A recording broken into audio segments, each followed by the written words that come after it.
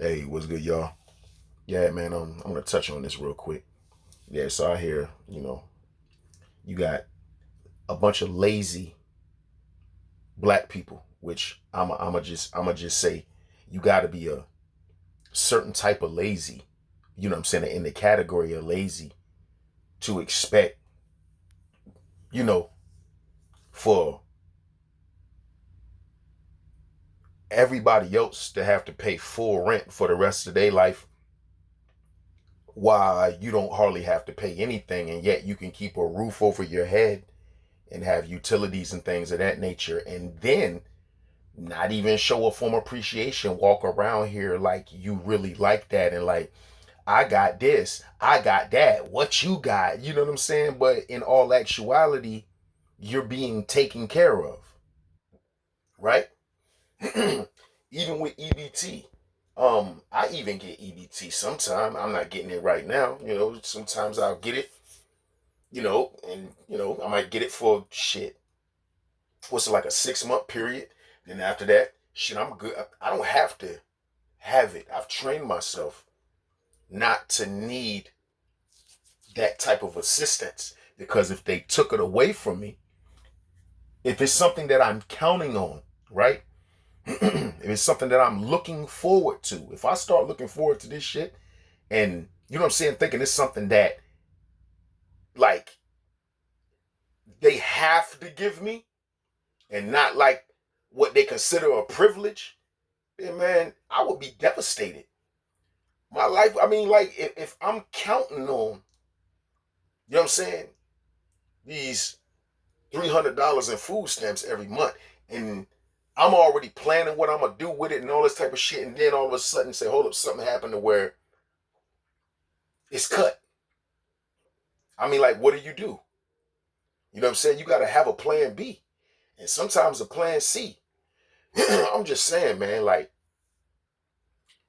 I understand about the 40 acres and the mule and all that. Trust me, I get it. That shit pisses me off every time I think about it.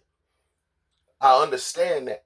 You know what I'm saying? But listen, it ain't just white people, you know what I'm saying, that, is complaining about this. You got upper class black people who have to pay all their bills too. They got careers and stuff like that. You know what I'm saying?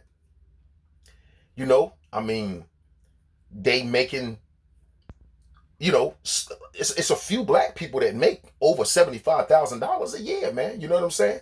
75, 100,000. It's a few black people, and they're not, eligible for, you know what I'm saying, food stamps, or what you want to call EBT, whatever you want to call it. You know what I'm saying? They don't qualify because they make too much money, and it's like, well, okay, I make this amount of money, but I guess they're looking at people. It's like, damn, why is it my fault that they don't make a lot of money? You know what I'm saying? Why do I have to pay? Why do my tax dollars have to go to helping people who, I don't know what's going on in their life? I'm just thinking how a rich black person, you know what I'm saying, a rich person, period, would think. More so, I'm saying rich black people looking at other black people. It's like, you know what I'm saying? Like, how is that my fault? Why do I have to be taxed? You know what I'm saying? Why should I have to be taxed to be a benefit to someone, right? Who, I guess, I'm not going to say was a failure at life, because we don't know what goes on in people's lives and shit. But it's like, it's people who they're looking at as lazy, or could have did more, didn't apply themselves. You know what I'm saying? You know what I'm saying? They didn't have the motivation, right, to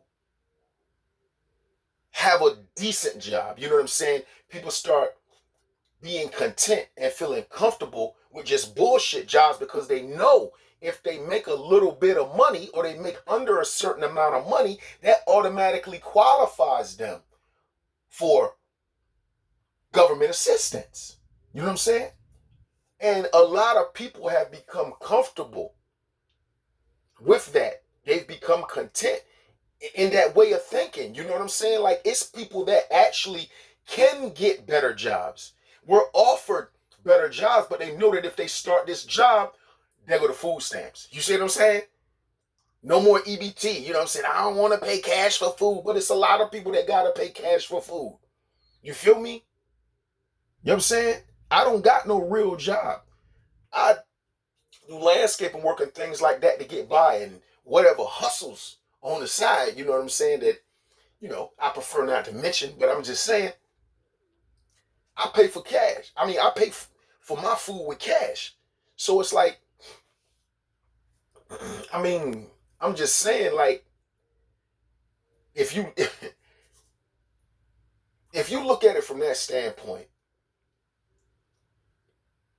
of how many people are actually turning down higher paying jobs just so they can continue to receive government assistance, man, it'll make you look at the situation a little different. You know what I'm saying? It's like it's crazy. You know what I'm saying? Because I'm telling you, I'm not sure. You know what I'm saying? Because I don't get a lot of taxes taken out because I haven't had a lot of jobs in my life. But the jobs that they were taking taxes out, I owed shit. You know what I'm saying? My shit was going to the IRS and the Department of Parole and Probation and shit for urinalysis and all that type of weirdo shit. So I can't say that my stuff was going where it was going. It was going to, you know, uh, lower class people or people who wanted to stay in a certain tax bracket. I mean, I can't say that my money had anything to do with that, but for the people that do, I could just imagine how they feel about the situation. You know what I'm saying? I'm just trying to put myself in their shoes. I'm just saying. And people upset now with Trump because Trump talking about the Section 8 vouchers are on hold. Or whatever. And he may be going to eventually do away with them. Who knows? But or maybe he's setting up something where there's a more thorough investigation on who's getting these houses, who's getting put in these houses, right? Opposed to who really needs to be put in these houses. You see what I'm saying? Maybe he's setting up something to see who's like trying to play the system, trying to play this Section 8 shit or whatever. I don't know. You know what I'm saying? I mean, I don't know. But ever since Section 8 was put into place in the early 80s by Ronald Reagan, it was it had something to do with his this Reaganomics thing that he came up with, right? Y'all can check that out. And ever since then, with the Section 8, there's been division in the black community because the stipulations of Section 8 originally or initially was, a woman had to be making under a certain amount. They said she had to keep a job. I believe she had to keep a job, but she couldn't have a man living in the house with her. And if they found out a man was living in the house with her, she'd lose her benefits. Okay? Now, ever since the early 80s, I was born in 81, I've watched from a child the behavior, the demeanor of women like morph into some type of masculine slash feminine emotional stuck up type of being with like no appreciation, man. And I'm saying for the most part, no appreciation, no accountability. You know what I'm saying? And a lot of immaturity, might I add. You know what I'm saying? In their makeup, bro. And I'm telling you, when I was younger, women acted totally different.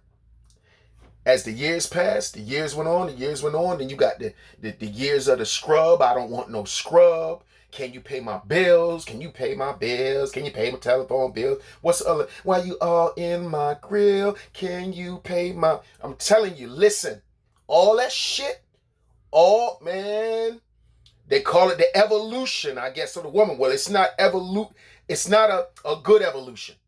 I'm telling you, man, with all of that, you start having women now, especially black women, because that's who, were the main participants of Section 8 at the beginning, right?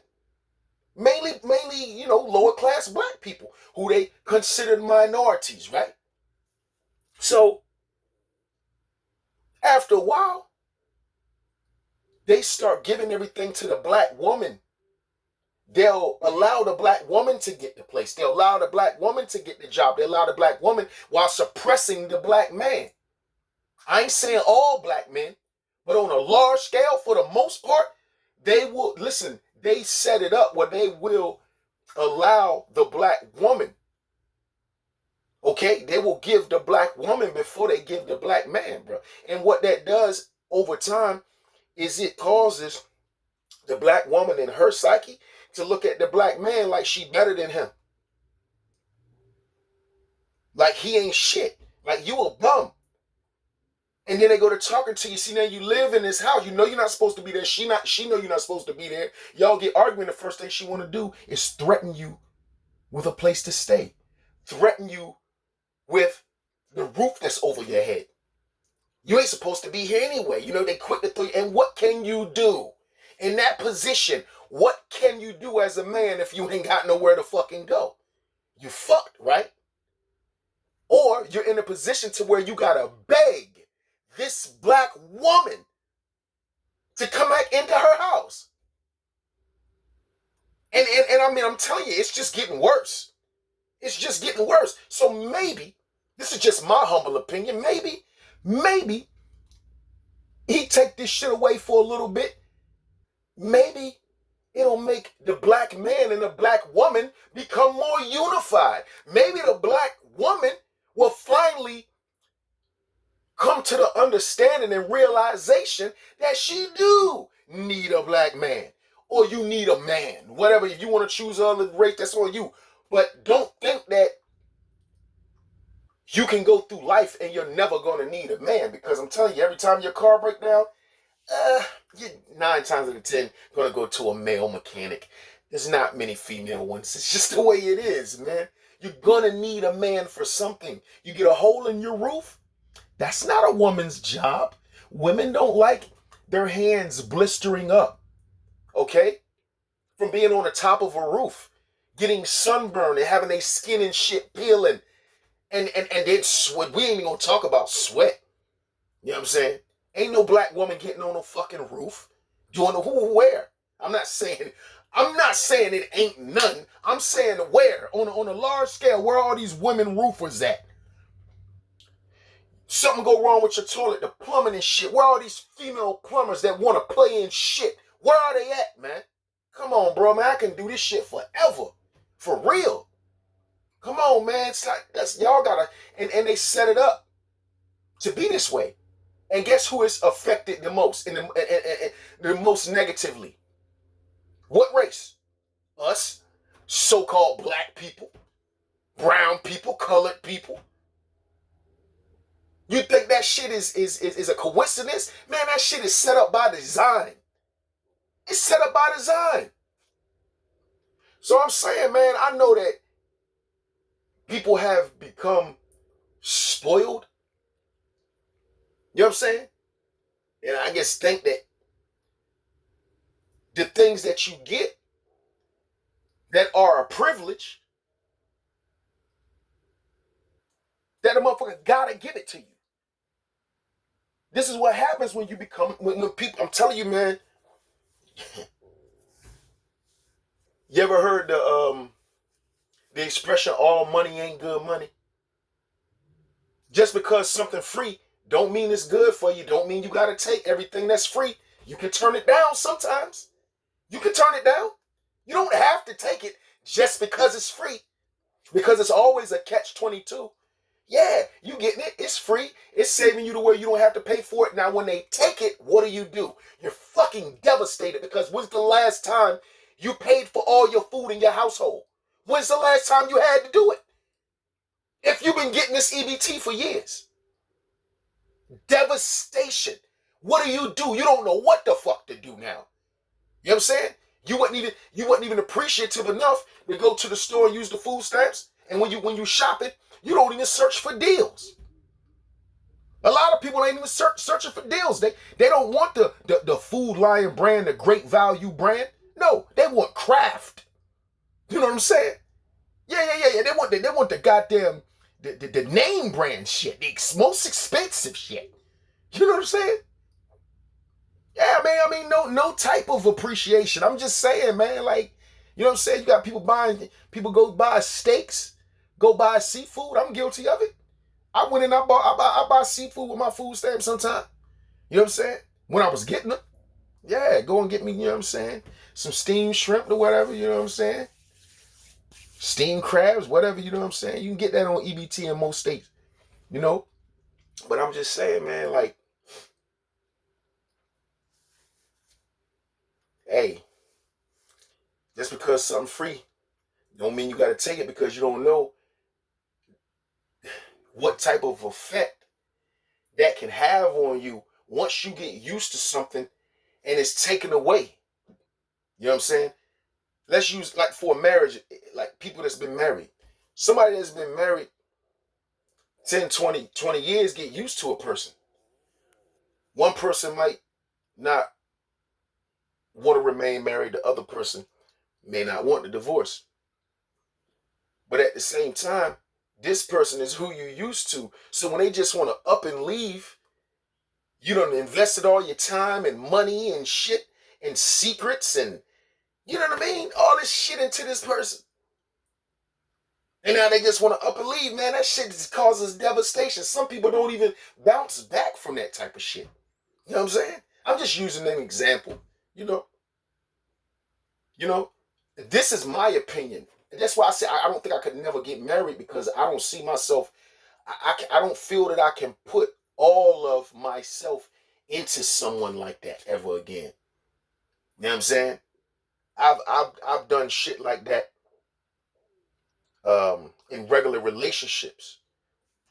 Put a lot of myself into people or whatever. You know what I'm saying? And then one minute they one way, the next day totally different person and shit like that. You know what I mean? And life too short, bro.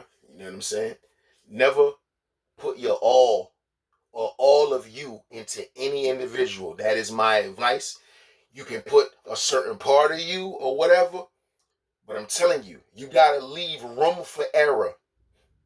Leave room for error. Leave room for this individual to possibly switch up one day. I'm telling you, because if you don't,